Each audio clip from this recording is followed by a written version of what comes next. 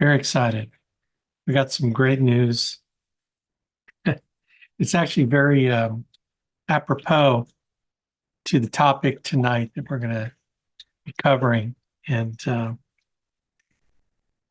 in fact, what's interesting is I was preparing this talk before I got this wonderful piece of news. And if some of you follow me on Facebook, you probably know already. But Jenny saw her oncologist today, and it was a 5-year checkup. I mean, she'd been seeing the oncologist like once every 6 months, and they they finally did a test to see if they needed to keep her on her immunotherapy cancer medications for the next 5 years. So she's been 5 years. Then they checked. She was diagnosed with breast cancer. Probably some of you don't even know. So December 2018, Jenny was diagnosed with breast cancer, like between stage 1 and stage 2. So that was like, I think the 18th of December. It was like 2018, sometime mid-December.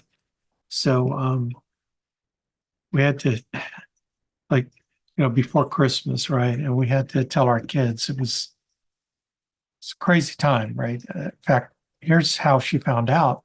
She called to see if the results were in. She didn't expect the person on the phone to tell her what the results were. She had the mammogram, and so she was expecting to say, "Yeah, why don't you come on in? We'll tell you what the results are." Actually, the woman on the phone said, "Yeah, it looks like cancer." So she's found out on the phone. And so we had to, deal with that. It's one of those things you don't expect. In fact, she found out through a routine mammogram, or I should say, she got a mammogram routine. In fact, she hadn't really checked. She hadn't really done one in a while, like I think for 4 years or 5 years. She decided to go in and get one done. They found something. So then she went in to do a X-ray or whatever they do at the radiology department. And then that's when she called in. And so the person on the phone said, "Yeah, it looks like cancer." I mean, it's kind of crazy, right? I mean, crazy that they would deliver news like that.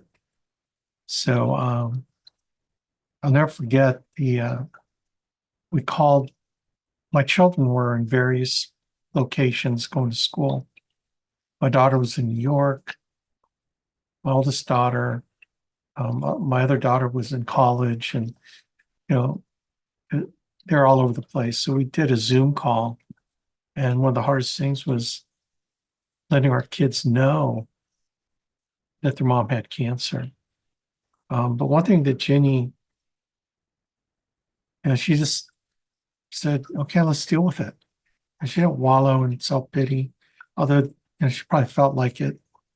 The thing that I remember is that she just, well, I mean, what else am I going to do, right? I'm going to deal with it, and then she wanted to let everyone know to pray for her. So she believed in letting everyone know so that, we would exercise the prayer warrior team, which we did. And she could have done a lumpectomy, but she didn't want to keep looking behind. So she decided to do a double mastectomy. And that was the following year, 2019. And then she went through 6 rounds of chemo, and, she lost her hair. In fact, when she started losing her hair, she wanted me to shave her head. So I shaved her head, and I shaved mine too. So we both kind of shared in losing our hair, you know. And some of you, if you see some of my videos with my head shaved, like not skin shaved, but I cut it close. That's how you know that we were in the cancer phase. Okay. What was great about that is that, not great about it, but the the situation was such that I was able to be with her on all her infusions, chemo infusions, and I was able to serve her and be with her because of this awesome business. Didn't have to worry about asking off from work, right? And in fact, we had a cancer policy. In fact, we had this cancer policy for like 12 years. And all of a sudden, we cashed it in. I mean, who knew, right? But and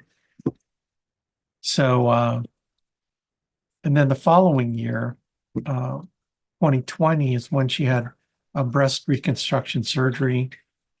And, after the chemo, they put her on immunotherapy drugs. So today she did, she went in to get a test done. The test was to determine whether or not she was out of the woods, so to speak, like cancer-free, or did they notice something in her blood test that they needed to keep her on immunotherapy drugs? Well, she didn't know they were going to give her results. Otherwise, she would have asked me to go with her. But they gave her the results today. And the results are that she's cancer-free. She's free. She no longer has to take the immunotherapy drugs, which actually have caused, certain side effects on her that she's so glad to be free from those. So, she rang the bell like it.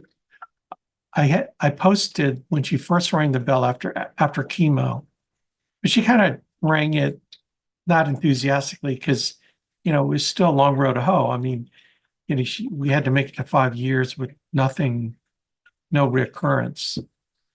Okay, so she just rang it and like she wasn't really into it. In fact, I should do both videos, the before, right after chemo, and then the after, right after this news today, and you can see a big difference.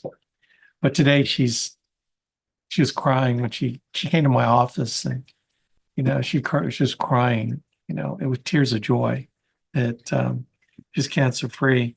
I wish I was with her, but it's just as well. I mean, because I'm going to share with you the video. Some of you probably maybe have seen it, but fraud. But now I'm actually gonna read it.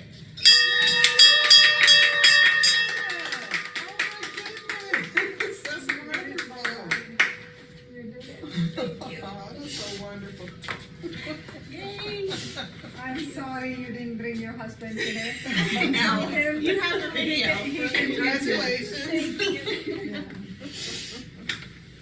Thank you. Okay, we're done. so she came to my office, right after, and was crying. I was crying. In fact, after she left, after I was done with my Zoom call with someone, I started breaking down in tears. Just when you think about everything we went through and all the stress, and then there's always that, thing like the other shoe may drop, right? Like, because if the test came back, she had to be another 5 years. It's like, oh, geez, is this thing ever going to go away? It's going to be 10 years. And praise the Lord, man. Thank the Lord. It's through power of prayer, all our prayer partners and people that have continued to pray for Jenny that, she's going to get free from this terrible disease, and she defeated it. So, praise the Lord, man.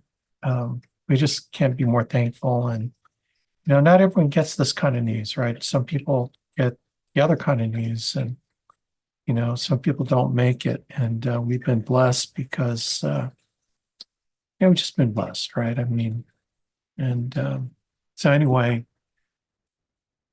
so I've been humbled by all of this. I mean, humbled because of God's mercy, humbled because of what Ginny doesn't have to go through for the next 5 years, humbled that she can now go back to normal without all the side effects of the drugs. I mean, and she went through a lot of trying to change medications because the side effects were not good. switched to another one. And I mean, it was just crazy trying to get the immunotherapy right, but, praise the Lord. So, anyway, so I found this out. So guess what? The topic that I prepared today is the virtue of humility. And I'm going to approach this topic a little bit more pointed at humility in action in our business and what we do, but as opposed to humility in general, the virtue of humility. And humility, there are many virtues that are kind of going in and out of humility, and I'll mention those towards the end. But so let's talk about what is humility. It's the antithesis of pride, right? You have pride and you got humility, and what happens about pride. I think we talked about it in our first call, and the virtue of humility is such an important virtue in so many ways. It just means you're not a prideful person, and pride cometh before the fall. We all know what happens to prideful people. The Bible's full of what happens to prideful people. David suffered from the sin of pride that manifests itself with murder and adultery and and so on. But you'll never go wrong with humility. So let's talk about it kind of in the context of our business and insurance. Humility. God opposes the proud, but graciously cares for the humble. If that ain't the truth, man, that is the truth. With Ginny's cancer, it's always the Lord's will, right? It's always the Lord's will. Whatever his will is, his will be done. There's what we would love to have happen, but then there's God's will. And we always have to understand that God's will is the right will. It is the way it ought to be. Whether it's what we want or not, his will be done. Jesus in the Garden of Gethsemane was just praying that, take this cup away from me. But thy will be done. Imagine, the Son of God, who is one with God and the Holy Spirit, is asking to take the cup away. Is there any other way that we can do this?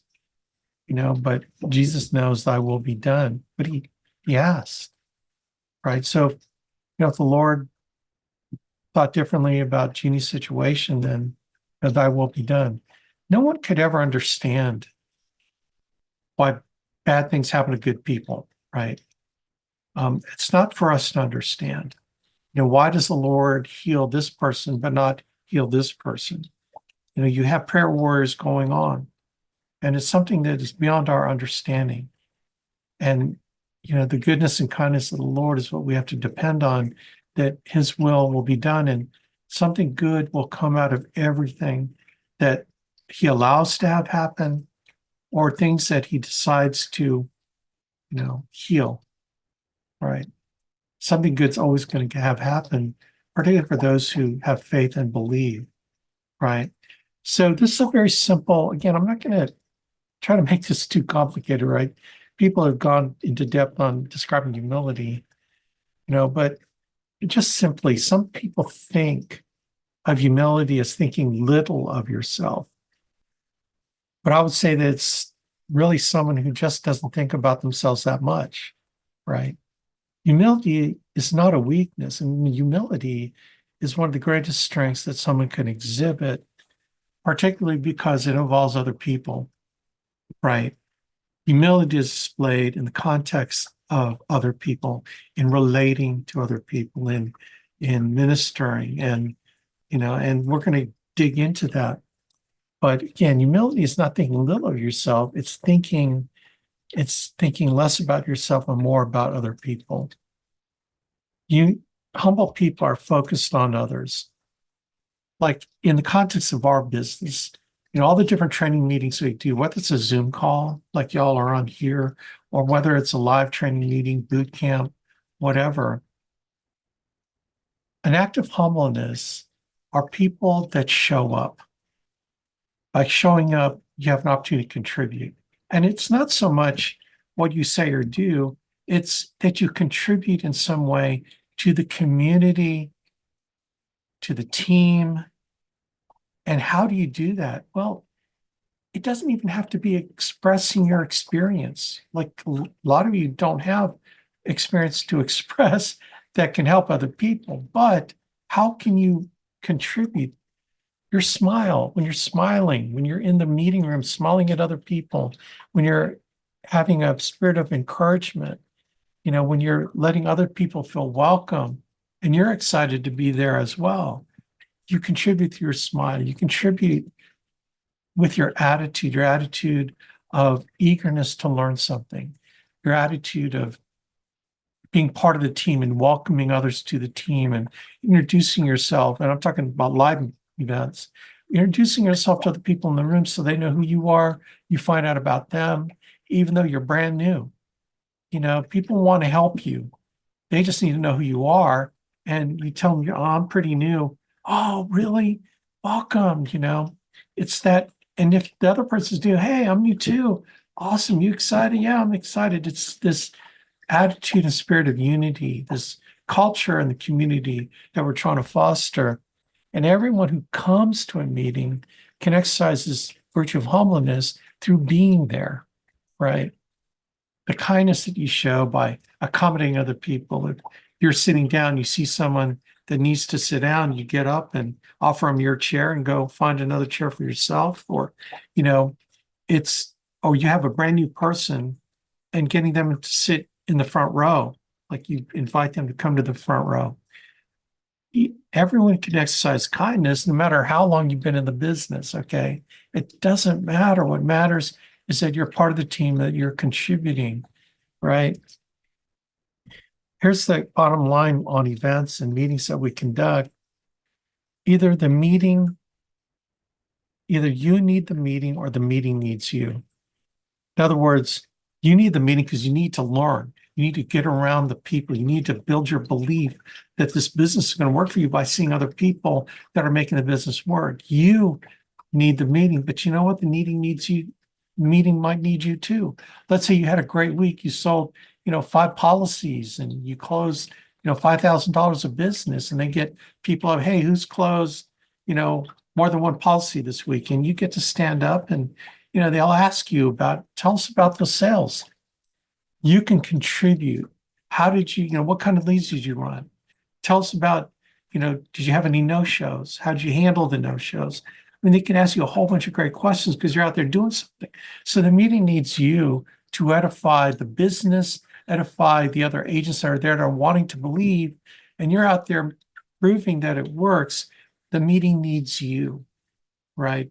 Does that make sense? I hope that makes sense, because by exercising the virtue of humbleness, that's how you can use that to contribute to the meetings. You're focused on other people, right?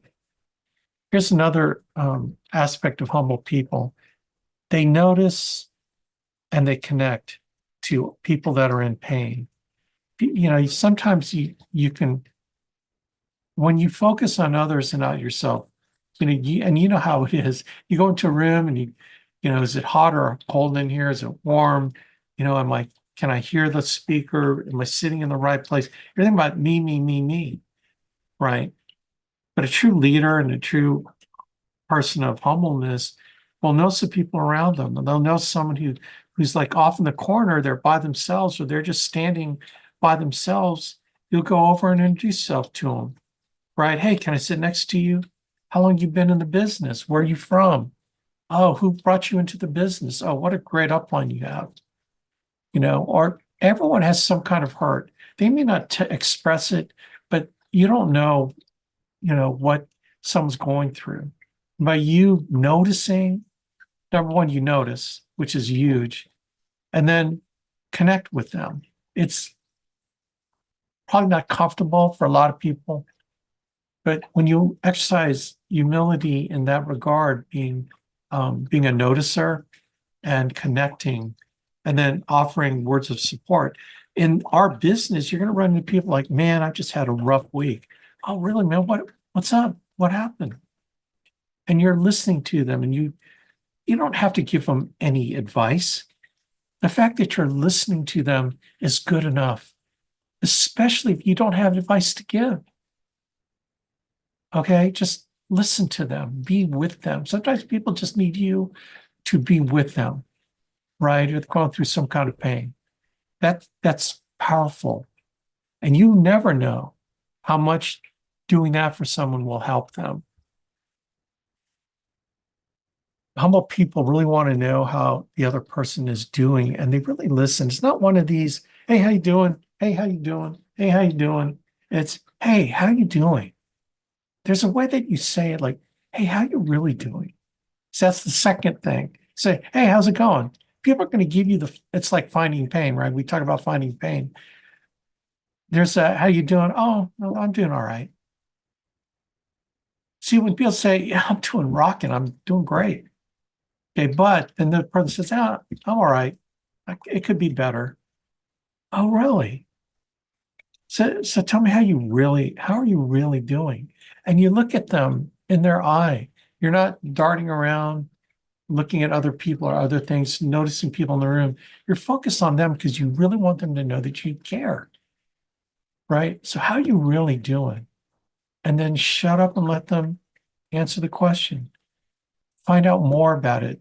We talked about this in our communication that we did on the last recruiting call. I think it was last Friday. I did a recruiting call and I talked about communication. And, you know, communicating with humbleness is listening to them without regard to responding to them. It's just listening to them to learn about what is going on with them, right? But now here's the distinction. You're not looking to sympathize, right? Because here's what sympathy does. It's like, oh, yeah, okay, you're mirroring back their attitude of negativity, because they're just feeling down. And when you start showing them that it's putting you down, then you start spinning into this spiral going downward, right? You listen to empathize, but you're not listening to sympathize. Sympathy will cause you to wallow in their pain, and they wallow in their pain. But when you listen to empathize, you understand how they're feeling. They know that you understand how they're feeling because of the way you act towards them. But your job is to get them thinking about what they can do to think more positively. It's like getting them to think about something different. The best leaders in the business, the best listeners, the people that really exercise this virtue of humbleness is they turn the conversation to what can we help you do to do what you need to do to get out of, yeah, man, I've had tough weeks too. But you know what? If I were your coach, if this is what I do as an upline. It's like, if you were me, what would you tell you to do? Right? Everyone really kind of knows what they ought to do. Right? But, so engaging them in a conversation, but not to sympathize, but to empathize and move them through that to plan of action, or encourage them to say, hey, man, I'm glad you're at this meeting because you are going to hear exactly what you need to hear to turn this next week around. Are you excited about that? Right? It's a simple thing to do, but it's so important. Here's one thing that's really important in our business when it comes to acting in humbleness is sometimes people think of agent levels like, this board member ring, senior board member ring. It's like a big ring, right? I get asked about it all the time. And although it's not a big deal to me, I don't want to make it a big deal because it's not, right? This is what I believe. Man gives the award, but God gives the reward, right? And I just look at this, the way I look at this is how many people have I served in order to be recognized for this? And it's not the recognition to be recognized, it's the recognition to hold a position where I can edify other people.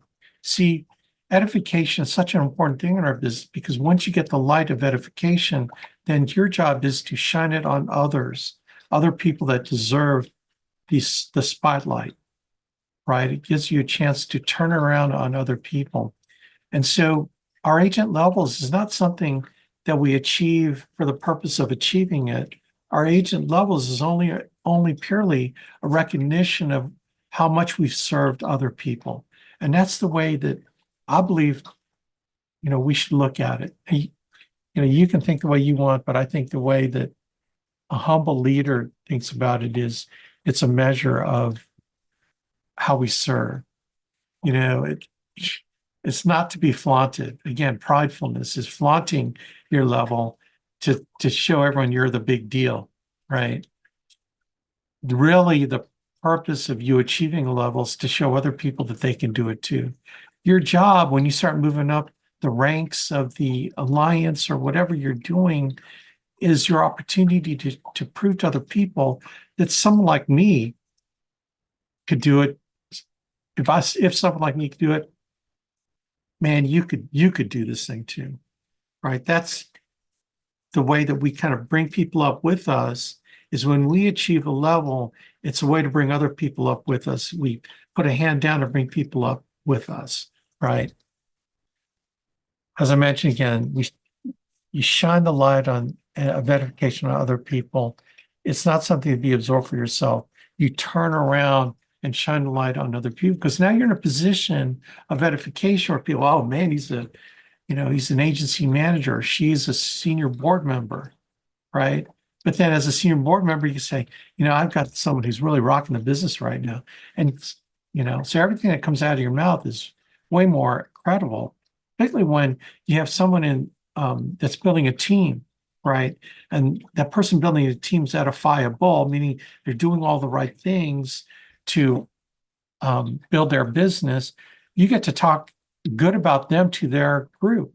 So someone in their agency say, man, you got a great leader here. I'll tell you what, man, Jonathan Earls, he's one of the most solid guys I've ever met. He is slamming this thing. You need to listen to him. That's the power of edification. Because I was lifted up to be a senior board member, I have credibility to edify you as the leader of your group. And that's how edification works. It's not for me to be, oh, I'm the big guy. No, man, the way I look at our business, it's a reverse pyramid. I'm at the bottom of the pyramid, right? And I support my team. My team rests on my shoulders, rests on my integrity, it rests on my willingness to serve. That's the way I look at it. And the higher you raise up on the levels, it means that your pyramid that you're supporting gets bigger and bigger. Yes, heavy is the crown, right? Humble leaders focus their energy on other people. They're others focused. Such an important concept because when you think more about other people than yourself, this is the true nature of humility. Humility fills the cup of service that then you can pour out on others, right? You fill your cup with service and then you pour it out to other people. And what's really cool, what the Lord will do is when you empty your cup, he always fills it up with more. Always fills it up with more mercy, always fills it with more strength, with more courage, more grace that you need to continue to serve others because you're doing what he wants you to do. You're doing his will, and he's got depths of mercy and grace that can continue to fill your cup when you feel empty. Okay. Here's one of those things, man. It could be like midnight and I'm just tired and exhausted. And a call comes in from someone like in Hawaii or on the West Coast. It's midnight my time. I actually don't go to bed till about 2 or 3 in the morning anyway.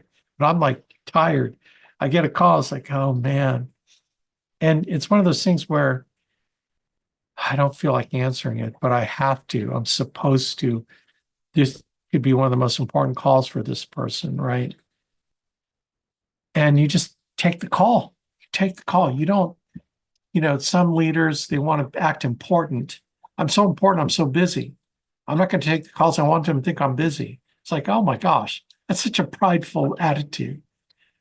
The true humble servant attitude is to pick up every call that you get because that person needs your help, especially if it's someone and all they do is complain. You know it's coming. You still pick up the phone because God put you in a position to serve, then serve. It's not always going to be easy. In fact, it's almost never easy. Okay. That's why we do it. That's why we do it. The other thing, traveling to serve the team, getting in your car, getting in a plane, going out and meeting with people face to face. It's a huge thing. Relationships are built in person. Hard to develop a relationship purely on the phone or on a Zoom call. And I can't tell you how many times I've traveled to meet the team members, how much I fall in love with them, right? The more you go out and meet them and spend time with them and live your life with them and break bread with them, you fall in love with them. And sometimes it may not go the way you want it. Like they could leave you a month from now, and the prideful person would think, man, I spent money on this person. I flew out there. I spent $1,000 trying to serve them, and then they leave me, right? That's a prideful attitude. Here's what a humble leader, if that person is like, you pray for us, Lord, help them find the way, their way, the way that you want them to go.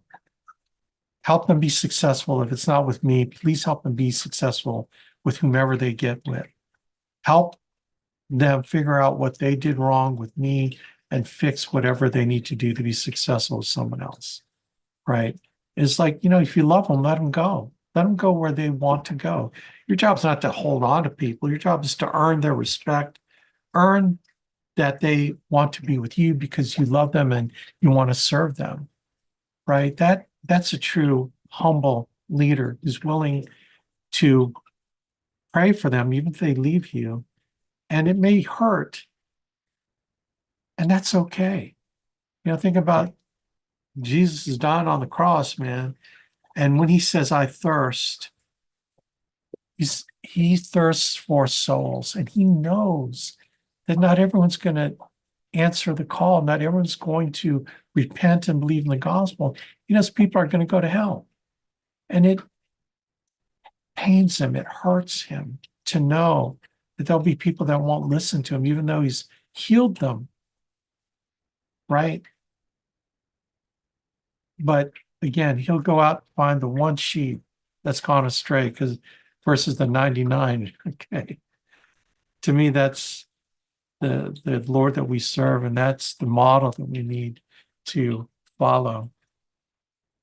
Humble leaders reach up for help. Man, I need help all the time. Andy Albright, other leaders that help me.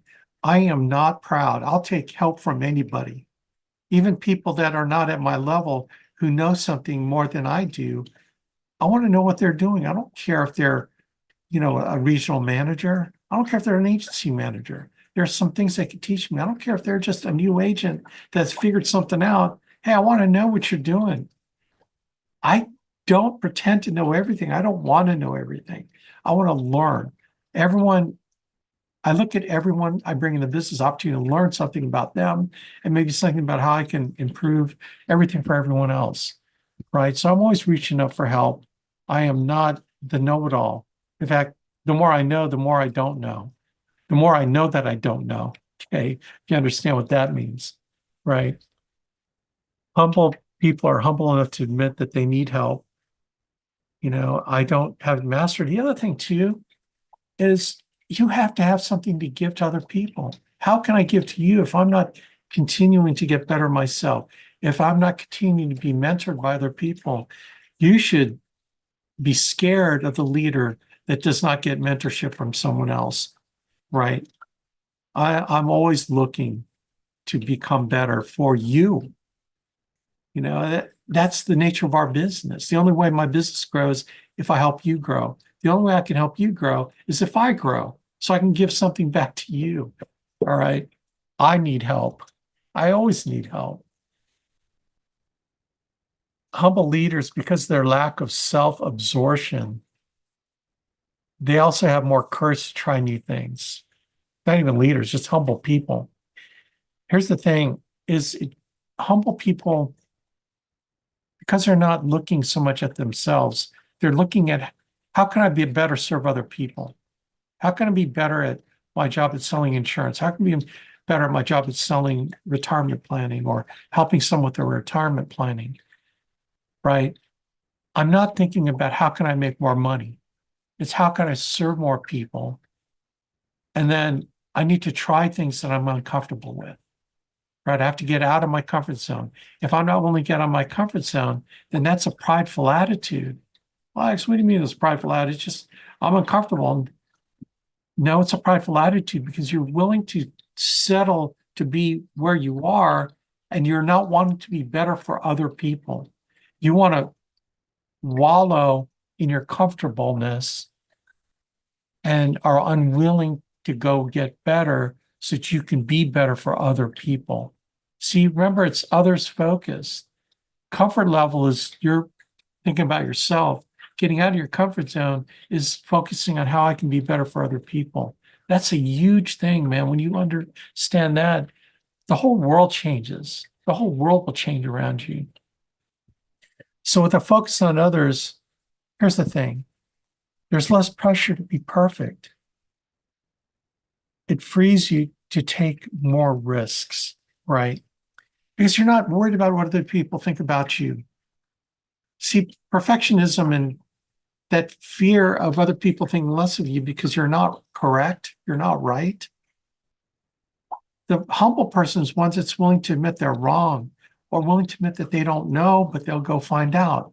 That's humbleness. You know, I'd like to think that I'd lived my life as a humble father to my kids to the point where I've screwed up. I admit to them, hey, Ethan, I'm sorry, man. I messed up. I shouldn't have yelled at you. I am sorry. I could not hold my temper, and it was wrong of me to yell at you. I'm sorry that, I love you. I want the best for you, but I did not act the way that I should have as a father to you. You got to be willing to admit you're wrong, that you made a mistake. And when you have that willingness to admit you're wrong and to seek forgiveness, then there's less pressure on you to have to be perfect. And then once you do that, you can start taking risks, right? Risks of stepping out of your comfort zones. That's what I mean by taking risks. Stepping out of your comfort zone, risking your ego, right? Risking how other people think about you. Taking the risk of getting out of your comfort zone, right? This is huge. What I've just talked about in this last 3-4 minutes is huge for you to improve and get beyond where you are right now. Humble people are not paralyzed with fear of failure because it's not their chief concern. Again, this supports everything I've just said. And the fear of failure comes from what you think of, that you care more about what others think about you, right? You're more concerned about how can I serve better? How can I get out of my comfort zone so I can grow and become better for other people, right? You're others focused. So let's talk about the virtues that are peripheral virtues to the virtue of humility. So respect it branches off into respect, right? What are we talking about? Respect for ourselves guides our morals. Respect for others guides our manners. Okay. That's pretty deep, right? Respect for ourselves guides our morals. Respect for others guides our manners. Okay. So here's kind of the context. I want to maybe make a comment on this quote by Lawrence Stern. Our identity is not, I'm a father of 2 children. That's not my identity. That's a role. My identity is who I am all the time. regardless of my role. So my role as a manager of a large agency, okay, is different than my identity. My role as a husband is different than my identity. Okay. My identity is not a husband. My role is a husband. My role is a father. My role is a musician that plays in a praise band. Okay. Those are my roles. But here's my identity. My identity is I'm a child of God, made in his image and likeness. And you are a child of God, made in his image and likeness. We are brothers. We are your sisters.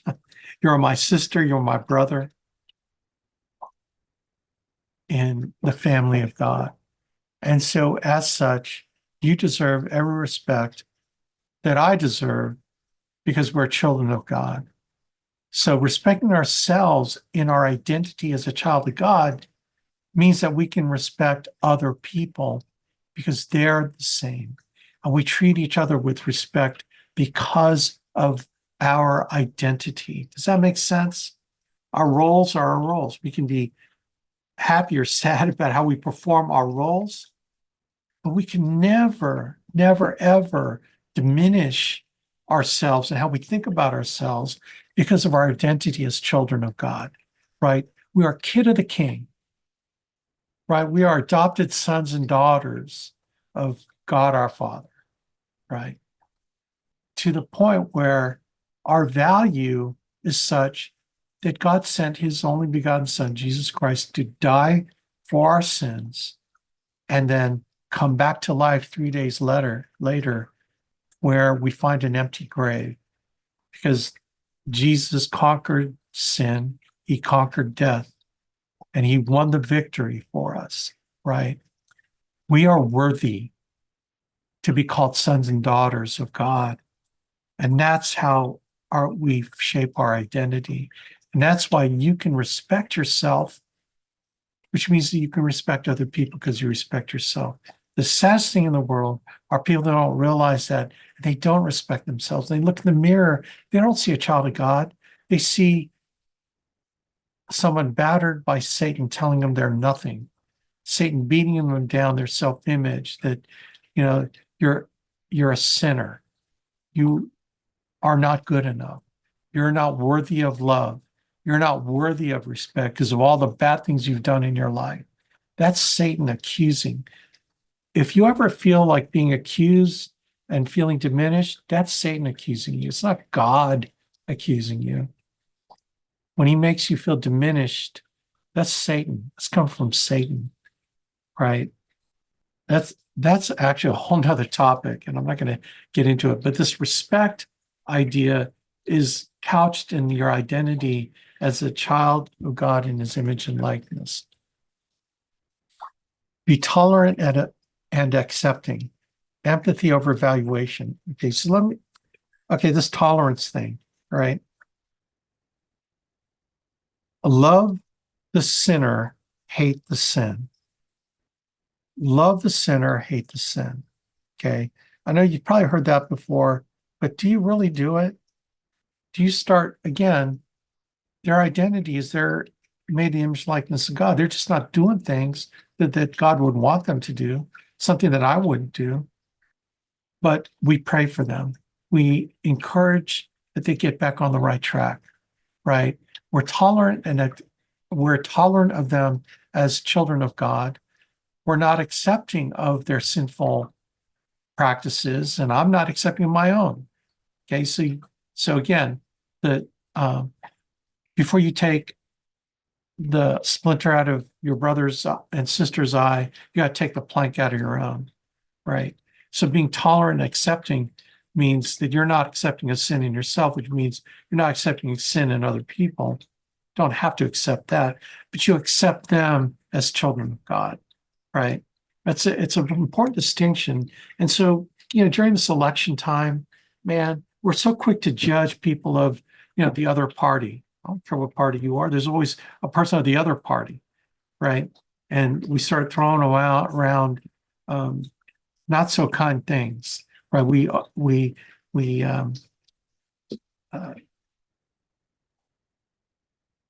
subject others to our unkindness because we identify their bad thinking with them as people, right?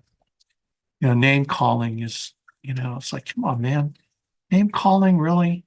Are we going to be like sixth graders? Empathy over valuation. You're not judging them as people. Okay, you're judging their actions as maybe not right. It's okay to judge right or wrong in their actions, but to judge them as people, well, Alex, how can you separate it? Man, separating it is everything, because how would Jesus, right? But Jesus couldn't stand were the Pharisees and Sadducees who were hypocrites. If there's any sin that he hated the worst, in my estimation, it's hypocrisy, right? Hypocrisy. He hated people in authority leading others astray, right? When you cause someone to sin, you might as well tie a millstone around your neck and be tossed in the sea. That's why he looked at them, blind fools, right? Empathy over valuation. Understand how people have come to this point. One of the best questions is in your mind is, man, if I had his parents and his upbringing or lack of parents and his upbringing, I'd probably be doing the same thing. Walk a mile in his shoes and then understand why they do what they're doing. You don't have to accept it as acceptable behavior, but you can empathize and understand why they make those decisions that they make, right? I'm not going to say anything more because it can get into just really crazy conversations. I would love to have kind of a group discussion at some point where we break this into, getting your thoughts on it. But be considerate, displaying manners and not inconveniencing others. Man, can you imagine if we had presidential candidates that had manners?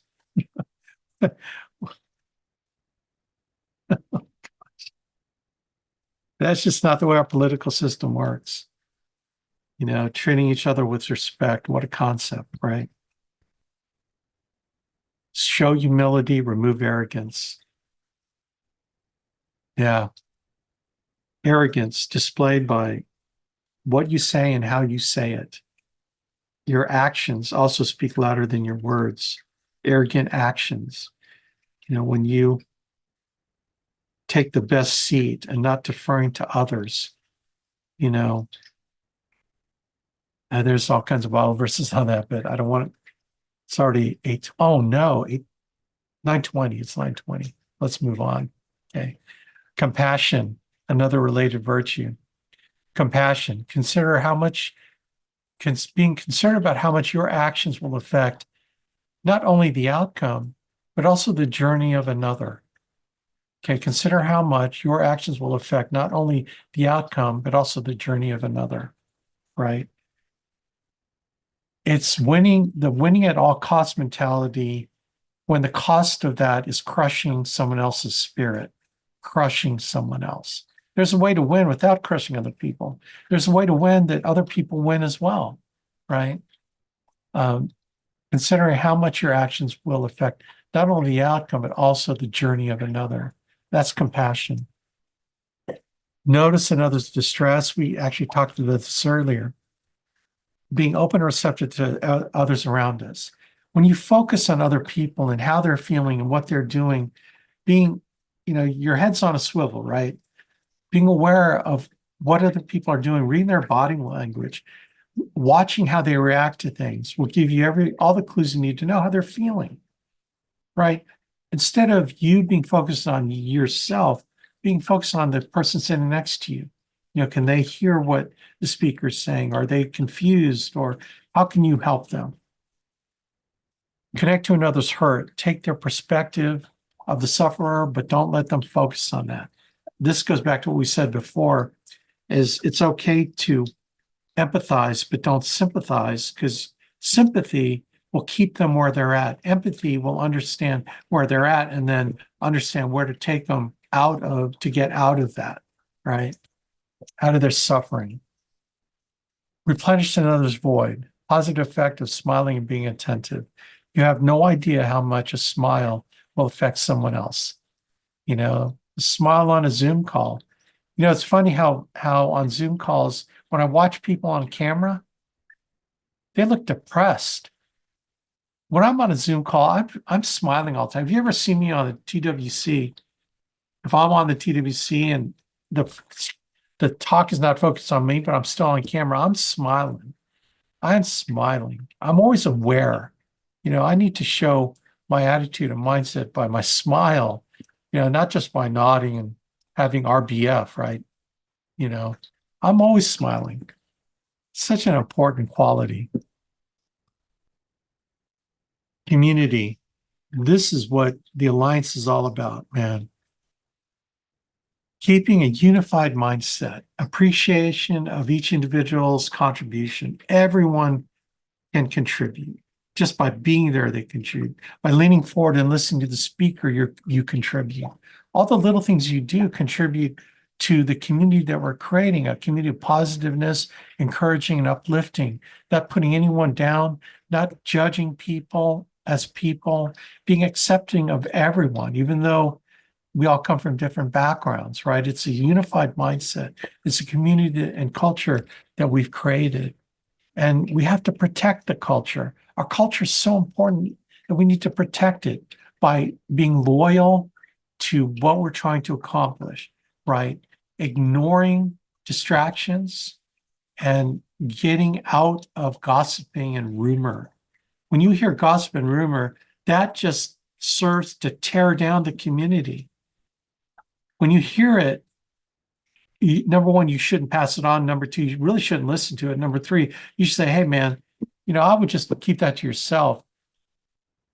You know, that's not helpful to our culture and to our community. You probably want to just keep that to yourself. At the Alliance, we don't gossip, man. Whether it's true or not doesn't matter. Because it doesn't matter whether it's true or not. It's still hurtful. Even if it's true, it's something that you shouldn't wallow in. It's something you shouldn't listen to.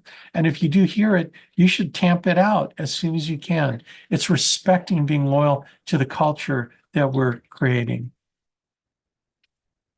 And finally, gratitude. We talked about gratitude as the parent of all the virtues. Gratitude is a very important related aspect of what we're talking about in humbleness. Just showing appreciation, man. I make it a point to say thank you to anyone who serves me with anything. The server in the restaurant, I always say thank you. Yeah, you might think it's their job. You know what? It might be their job, but you know what? It's okay to show appreciation. Okay. It's okay. In fact, the more you show appreciation and gratitude, you say thank you to people, the more you practice it, the more you become it. The more humble you become when you show your appreciation and gratitude towards other people. It's one of the most important exercises that you can do to maintain this attitude. Practice indebtedness, helping others in need through implied obligation. Okay, what do I mean by this? It's almost like this poverty in spirit, right? Poverty in spirit is the realization that I'm nothing without God's grace. I'm nothing. I am dust, and to dust I will return. I'm nothing without God's grace. And so I have this spiritual indebtedness to God for everything, right? It's this part, that's poverty of spirit. And when you practice that indebtedness, you're indebted to God for what he's done for you, and you display your gratitude for that in how you treat his children, right? How you treat his children.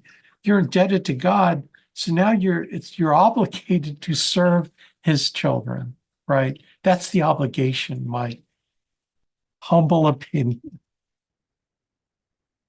Honor the opportunity. This opportunity that you have to build a business, to be in a business like this, a business focused on serving other people, helping them with their financial needs, helping them with their estate planning needs, helping them with their Medicare, helping them with, the ancillary health products. I mean, all the things that we do, we have the opportunity to serve other people so that their lives can become better. What a great opportunity that is, right? And so this attitude of humbleness starts with making the proper decisions. What's the proper decision? Any decision you make, the priority is the decision I'm making good for the team? Okay. Is the decision I'm making good for my upline? Is the decision I'm making good for me? You put yourself in the last position. You're looking first, how can this benefit the team? Right? How can this benefit my upline team? How can this benefit me and my family? It's not the other way around, because what's good for the team would be good for you, right? Sometimes what's good for you is not good for the team, right? But honoring the opportunity is making decisions in that particular order. All right, so let's get into the word. I've got 2 more minutes. Okay. I wish I had more time. Well, I mean, I don't want to take more time. So 1 Peter 3, verses 3 and 4, your beauty should not come from outward adornment, such as elaborate hairstyles and the wearing of gold jewelry or fine clothes. Rather, it should be that of your inner self, the unfading beauty of a gentle and quiet spirit, which is of great worth in God's sight. It's more what's inside you. What is the verse on the Pharisees more concerned about washing the cup to purify it as opposed to what's inside the cup? The Lord said, you fix what's inside the cup first, and you're not going to worry about what's on the outside, right? This is the essence of that. It's what's on the inside that matters. Do nothing out of selfish ambition or vain conceit, rather in humility, value others above yourselves. Philippians 2:3. Man, this is powerful. Do nothing out of selfish ambition or vain conceit. See, the thing about this, 2,000 years ago, people were the same as us today. People were selfish, back then, just like we're selfish today, Do nothing out of selfishness. Rather in humility, value others above yourselves. Mark 9 verse 35, sitting down, Jesus called the 12 and said, anyone who wants to be first must be the very last and servant of all. Cracks me up when I think it's James. Is it James and John? Who wanted to be, the mother, their mom wanted, one to sit on the Lord's left and one on the right, this the prideful Jewish mother, He says, man, the greatest will be the servant of all. Good and upright is the Lord, therefore he instructs sinners in his ways. He guides the humble in what is right and teaches them his way. Psalm 25, 8 and 9. What's the power in this is that, think about it the opposite. He doesn't guide the prideful in what is right. He guides the humble in what is right. What do we need to do? We want to do what's right. The only way to do what's right is he teaches us if we're humble. Does that make sense? Out of humbleness, he will enlighten your way. He will shine the light on your path on what you need to do next to further his kingdom, right? Then he said to them, whoever welcomes this little child in my name welcomes me, and whoever welcomes me welcomes the one who sent me. For it is the one who is least among you all who is the greatest. It says it right there. So action. So this is our action step. Oh yeah, I need to send out this link. I'll send out the link to this PowerPoint. So here are things that I want you all to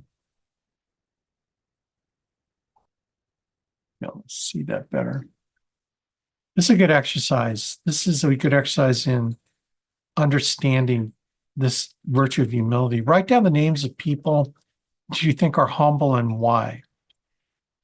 Find one person who's a business associate, in the insurance business, someone you're associated with in business, family or friends who you think are the most humble people you can think of, and then people at church.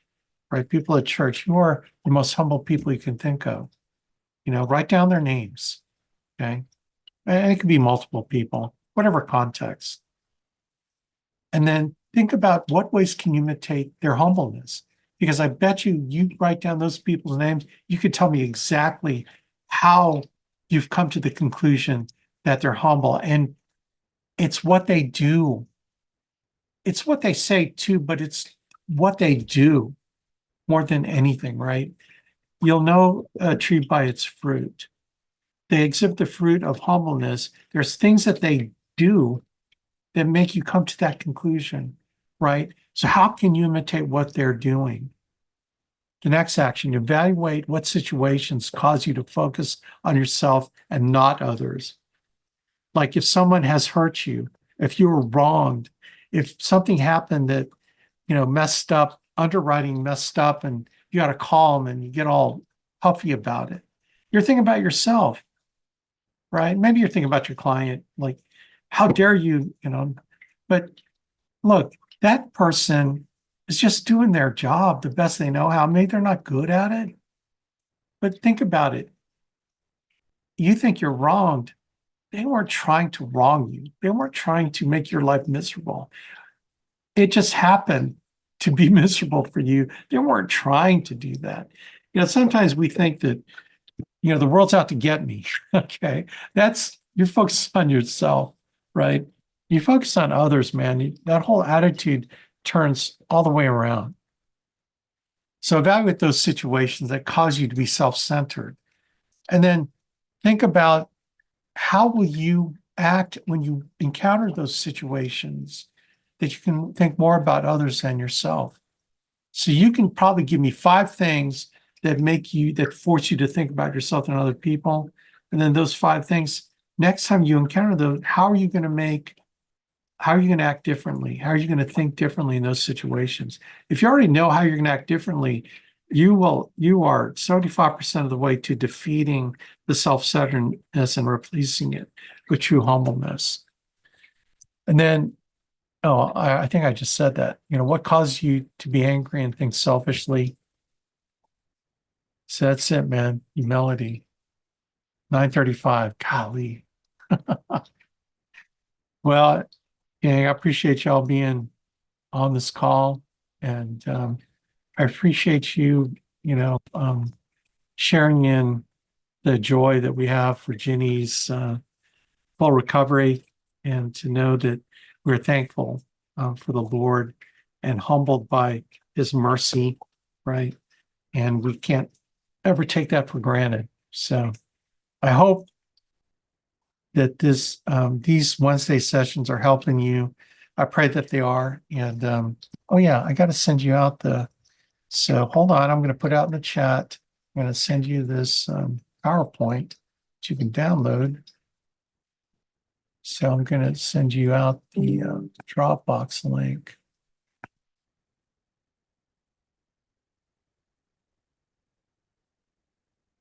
And then when I send out this video, I'll also include a way to download the PowerPoint as well. So, so there you go.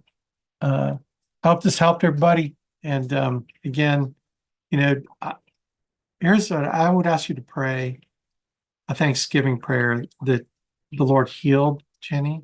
Then I would ask you to pray for others who are going through it right now. People in the Alliance, like Nikki Long, is going through her cancer battle right now. We also know that Michelle Alleman is also going through her cancer battle, and they're fighting. There are probably others that I have not remembered, but in general, those that are fighting the cancer battle, can say a prayer for them, right? I find that the ultimate act of humility is when you can pray for other people, and not even praying for yourself, praying for other people all the time, because people are praying for you. I'm praying for you, at least, right? But the ultimate act of humbleness is when you think about others and pray for them, especially if there are people you don't like, people that are your enemies. Praying for your enemies, to me, is the ultimate act of humbleness, right? So anyway, man, thanks everybody for plugging in. I honestly, I do appreciate it. And thanks everybody. God bless you, man. Take care.